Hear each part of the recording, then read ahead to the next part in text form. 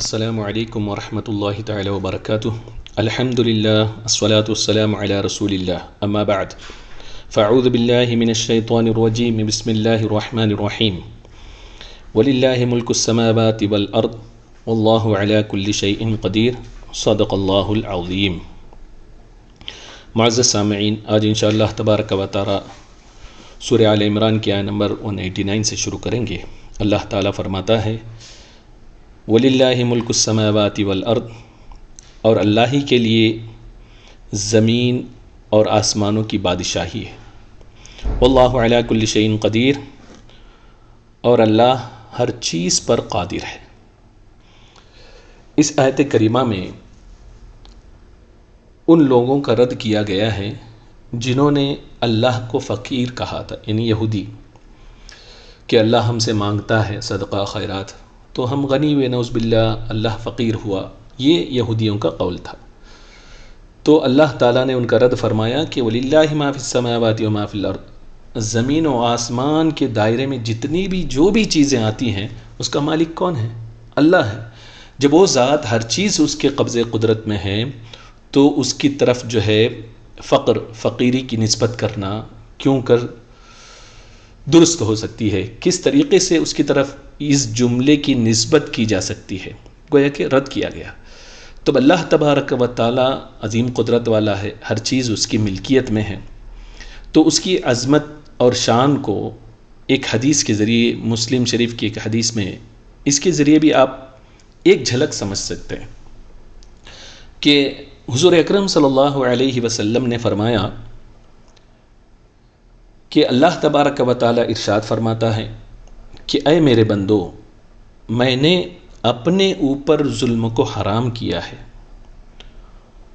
اور میں تمہارے درمیان بھی ظلم کو میں نے حرام کر دیا، یعنی تم بھی ایک دوسرے پر ظلم نہیں کر سکتے، لہذا تم بھی ایک دوسرے پر ظلم نہ کرو۔ پھر رب ارشاد فرماتا ہے کہ اے میرے بندو، جسے میں ہدایت دوں وہی ہدایت یافتہ ہے، اس کے علاوہ سب گمراہ، اس لیے تم مجھ سے ہدایت طلب کرو، میں تمہیں ہدایت دوں گا۔ پھر رب فرماتا ہے میرے بندو، میں جسے کھلاؤں وہی کھا سکتا ہے، اس کے علاوہ سب تم بھوکے ہو، تو جب میں کھلانے والا ہوں تو تم مجھ سے کھانا طلب کرو، میں تمہیں کھلاؤں گا۔ پھر رب فرماتا ہے کہ اے میرے بندو، جسے میں لباس پہنا ہوں وہی جو ہے لباس والا ہو سکتا ہے، ورنہ سب کے سب بے لباس ہو، لہذا تم مجھ سے لباس مانگو، میں تمہیں لباس پہناؤں گا۔ پھر رب فرماتا ہے تم رات و دن گناہ کرتے ہو اور میں تمہارے گناہوں کو بخشتا ہوں، تو تم مجھ سے بخشش طلب کرو، میں تمہیں بخشوں گا۔ پھر رب فرماتا ہے میرے بندو، تم کسی نقصان کے مالک نہیں ہو کہ تم مجھے نقصان پہنچا سکو، نہ ہی تم جو ہے کسی نفع کے مالک ہو کہ تم مجھے نفع پہنچاؤ۔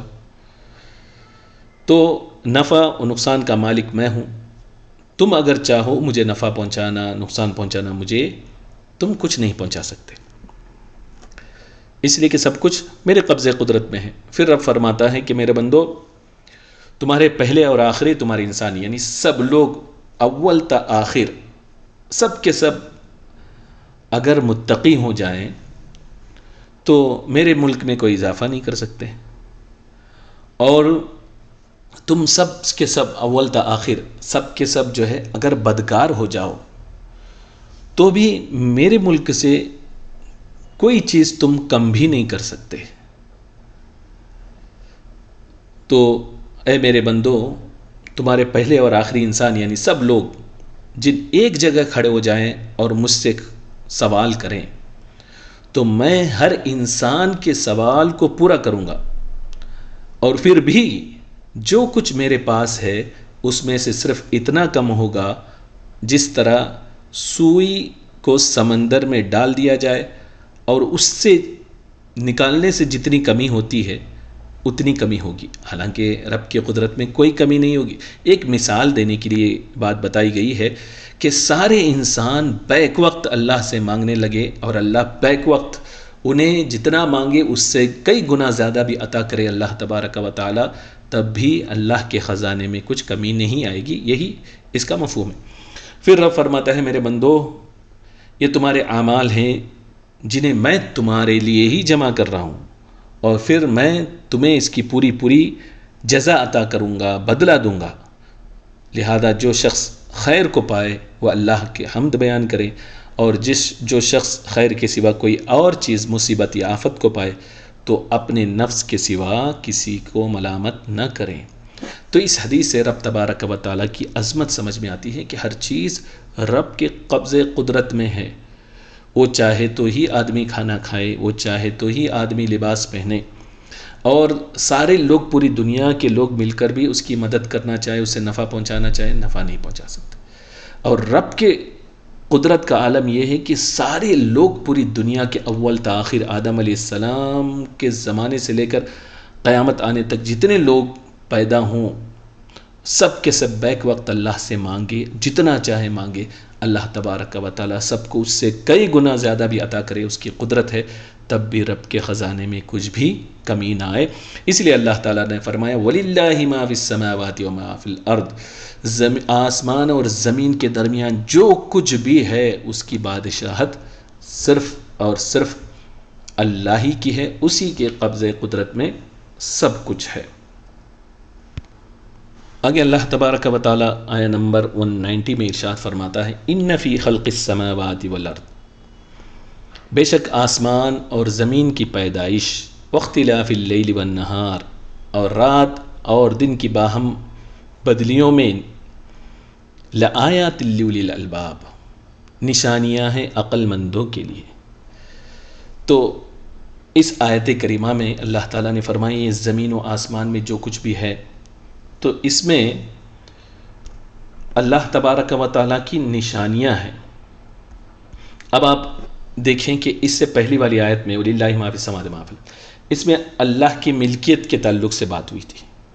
اب کیا اللہ تبارک و تعالیٰ فرما رہا ہے کہ یہ زمین و آسمان کو اللہ تبارک و تعالیٰ نے پیدا کیا، اور رات و دن کا آنا جانا، یہ ساری چیزیں کیا ہیں؟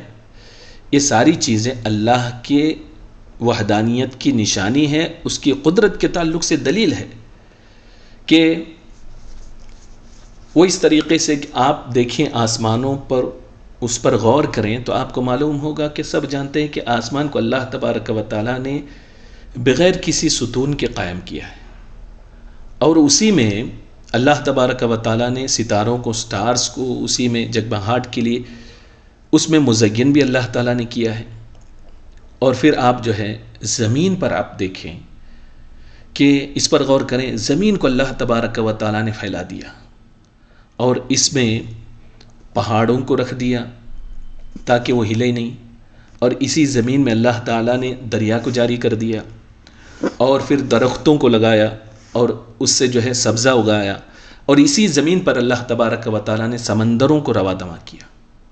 اور پھر آپ دیکھیں کائنات میں کبھی رات کبھی دن، یہ دن و رات کا اختلاف، اختلاف اللیل والنہار، یہ ساری چیزیں کیا ہیں؟ یہ رب تبارک و تعالیٰ کی قدرت کے تعلق سے دلیل ہے اور اس کی وحدانیت پر دلیل ہے. تو اللہ تبارک و تعالیٰ نے ان دلائل سے یہ بات بتائی کہ اس پہ غور کرو تم تو میری قدرت تمہیں سمجھ میں آئے گی، میرے وحدانیت کے تعلق سے سمجھ میں آئے گی. کوئی ہے رب واحد، رب واحد جس نے اس کو پیدا کیا. اور اللہ کے رسول صلی اللہ علیہ وسلم نے بھی اس تعلق سے خود پریکٹیکلی غور کرنے کے تعلق سے آپ نے کر کے دکھایا. جیسے کہ حضرت ابن عباس رضی اللہ تعالیٰ عنہ فرماتے ہیں کہ ایک دن میں حضرت اپنی خالہ حضرت ام المؤمنین میمونہ رضی اللہ تعالیٰ عنہ کے گھر میں نے قیام کیا، تو سرکار صلی اللہ علیہ وسلم تشریف لائے. کچھ دیر آپ حضرت میمونہ سے بات کرتے رہے، پھر آپ آرام فرمانے لگے، سو گئے. جب رات کا آخری حصہ آیا تو سرکار صلی اللہ علیہ وسلم بیدار ہوئے. حضرت ابن عباس فرماتے ہیں میں نے دیکھا سرکار صلی اللہ علیہ وسلم نے اسی آیت کریمہ ان فی خلق السماوات والارض واختلاف اللیل والنہار لآیات لأولی الالباب، اس آیت کریمہ کو آپ نے تلاوت کیا پہلے. پھر آپ کھڑے ہوئے، وضو فرمایا، مسواک کی، 11 رکعتیں آپ نے نفل نماز ادا کی. پھر حضرت بلال نے اذان دی تو آپ نے 2 رکعت فجر کی سنت ادا کی. پھر آپ باہر آئے اور جو ہے گھر سے باہر آ کر آپ نے صبح کی نماز آپ نے ادا فرمائی۔ تو اس حدیث سے بھی یہ بات سمجھ میں آتی ہے کہ سرکار صلی اللہ علیہ وسلم جاگنے کے بعد سب سے پہلے آسمان کی طرف دیکھ کے رب کی قدرت کے تعلق سے غور کرنے کا حکم فرمایا، اپنے عمل سے بتایا کہ اس کو دیکھو، اس پر غور کرو کہ رب تبارک و تعالیٰ نے کس طریقے سے اس آسمان و زمین کو بنایا۔ اور رب خود دوسری آیت میں فرماتا ہے وَجَعَلْنَا السَّمَاءَ سَقْفًا مَحْفُوظًا، کہ ہم نے آسمان کو ایک محفوظ چھت بنایا ہے، وَهُمْ عَنْ آيَاتِهَا مُعْرِضُونَ، اور وہ لوگ اس کی نشانیوں سے منہ پھیرے ہوئے ہیں۔ تو اور ایک جگہ فرمایا لَخَلْقُ السَّمَاوَاتِ وَالْأَرْضِ أَكْبَرُ مِنْ خَلْقِ النَّاسِ، بے شک آسمان اور زمین کی پیدائش جو ہے یہ لوگوں کی پیدائش سے بہت بڑی ہے، وَلَكِنَّ أَكْثَرَ النَّاسِ لَا يَعْلَمُونَ، لیکن بہت لوگ نہیں جانتے۔ یہاں بھی ایک طریقے سے غور و فکر کا حکم دیا کہ آسمان و زمین کو اللہ نے جو پیدا کیا اس کی تخلیق پر تم غور کرو، دیکھو آسمان اور ستاروں کی روٹیشن کو دیکھو، اس کی مومنٹ کو دیکھو، اور جو اس کی حقیقت کیا ہے سمجھو، اور جو ہے سٹارز پر تم جو ہے غور و فکر کرو کہ اس کو کوئی کاؤنٹ نہیں کر سکتا۔ اور پھر جو ہے ہر سٹار کا جو ہے آپ غور کرو گے تو معلوم ہوگا کہ کلر جو ہے وہ ڈیفرنٹ ہے، کچھ جو ہے چھوٹے ہیں، کچھ بڑے ہیں، اور پھر جو ہے سائز کے اعتبار سے بھی ڈیفرنٹ ہے، اور شکل و صورت کے اعتبار سے بھی وہ ڈیفرنٹ ہے۔ پھر آپ دیکھیں کہ کچھ ایسے ہیں کہ اس کا روٹیشن جو ہے پورے آسمان کو جو ہے 1 مہینے میں وہ کمپلیٹ کرتا ہے، کچھ ایسے ہیں جو پورا 1 سال اس کو کمپلیٹ کرنے میں لگتا ہے، اور کتنے ستارے ایسے ہیں جو اپنی گردش کو، اپنے روٹیشن کو جو ہے کمپلیٹ کرنے میں 12 سال لگاتے ہیں، اور کتنے ہیں ایسے ہیں جو 30,000 سال، کچھ جو ہے 30 سال لگاتے ہیں، کچھ جو ہے اپنی پوری مسافت کو، روٹیشن کو طے کرنے میں 30,000 سال لگاتے ہیں۔ تو آپ دیکھیں وہی سٹارز ہیں سب کچھ، لیکن ان کے روٹیشن کو اللہ تبارک و تعالیٰ نے مختلف بنا دیا۔ اور زمین کو آپ دیکھیں کہ اللہ تعالیٰ نے اس قدر وسیع بنایا کہ کوئی حد نہیں، لیکن اس بڑی زمین کو آپ دیکھیں اور سورج کو دیکھیں، اللہ تبارک و تعالیٰ نے سورج کو زمین سے بڑا بنایا، زمین سے بڑا بنایا، لیکن زمین سے بڑا ہونے کے باوجود وہ ہمیں چھوٹا لگتا ہے۔ یہ رب کی قدرت ہے، اس کی دوری کی وجہ سے وہ چھوٹا لگتا ہے۔ اور اب یوں ہی ستاروں کو آپ دیکھیں، بعض ستارے ایسے ہیں آسمان پر جو زمین سے 100 گنا بڑا ہے، لیکن وہ اتنی دوری پر ہے کہ ہم دیکھتے ہیں تو ہمیں چھوٹا نظر آتا ہے۔ آپ سوچیں، اس پر غور کریں، رب نے غور کرنے کا حکم دیا، اس نے جن جن چیزوں کو پیدا کیا کہ ایک ستارہ اگر اتنا بڑا ہے تو آپ سوچیں کہ سارے آسمانوں کا آپ اندازہ لگانا چاہیں تو وہ کتنا بڑا ہوگا۔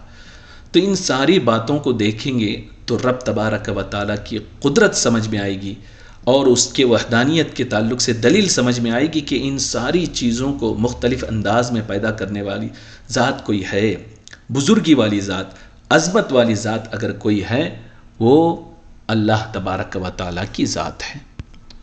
تو ہمیں چاہیے کہ ان ساری اللہ نے جن جن چیزوں کو پیدا کیا اس میں تخلیق پر غور کریں اور سوچیں کہ رب کی قدرت کی کاریگری دیکھیں کس قدر عظیم ہے۔ حضور مفتی عالمین علیہ رحمت الرضوان ولی کامل تھے، سب جانتے ہیں، اعلیٰ حضرت کے شہزادے ہیں۔ آپ کو لوگوں نے ایک جو ہے گارڈن پر لے گئے لوگ، تو وہاں بہت سارے گلاب، خوشنما پھول تھے، گارڈن بہت اچھی طریقے سے سجایا گیا تھا۔ آپ ایک پھول کے پاس گئے اور دیکھنے کے بعد برجستہ آپ نے اس کو ہاتھ لگا کر کیا فرمایا؟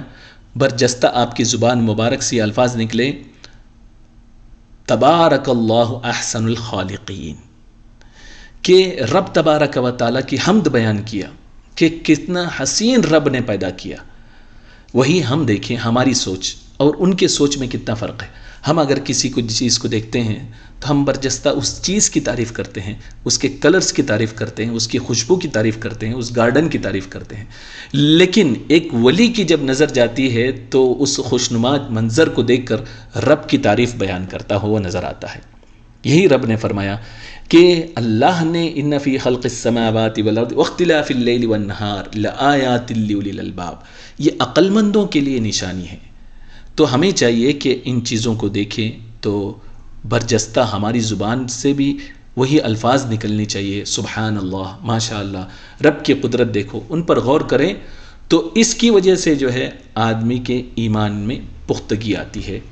اور بعض صوفیہ نے تو یہ فرمایا کہ یہ آسمان و زمین کی تخلیق پر غور کرنا، اس کے قدرت کے تعلق سے جاننا، تو یقیناً یہ بہت ساری عبادتوں سے افضل ہے۔ بعض بزرگان دین نے فرمایا 60 سال کی عبادت سے افضل ہے۔ تو اس کی اہمیت ہے، تبھی تو اللہ تبارک و تعالیٰ نے اس پر غور کرنے کا حکم دیا۔ اور بزرگان دین کی صفت بھی یہی رہی ہے کہ وہ الذین یذکرون اللہ قیاما وقعودا وعلی جنوبہم ویتفکرون فی خلق السماوات والارض، کہ بزرگان دین کے تعلق سے فرمایا کہ جہاں وہ عبادتیں کرتے ہیں وہیں ان کی دوسری صفت کیا ہے؟ آسمان اور زمین کے پیدائش پر غور کرتے ہیں، اور برجستہ ان کی زبان سے کیا نکلتا ہے؟ مولا تعالیٰ تو نے اس کو بیکار پیدا نہیں کیا۔ انشاءاللہ تبارک و تعالیٰ آیا نمبر 191 سے اسی تعلق سے آگے ہم سماعت کریں گے۔ رب تبارک و تعالیٰ سے دعا ہے کہ رب تبارک و تعالیٰ ہمیں اس کی قدرت پر کامل ایمان رکھنے کی توفیق عطا فرمائے۔ مولا تبارک و تعالیٰ جب تک زندہ رکھے اسلام پر زندہ رکھے، جب موت دے تو ایمان پر خاتمہ بالخیر فرمائے۔ استغفر اللہ ربی من کل ذنب واتوب الیہ، وآخر دعوانا ان الحمد للہ رب العالمین۔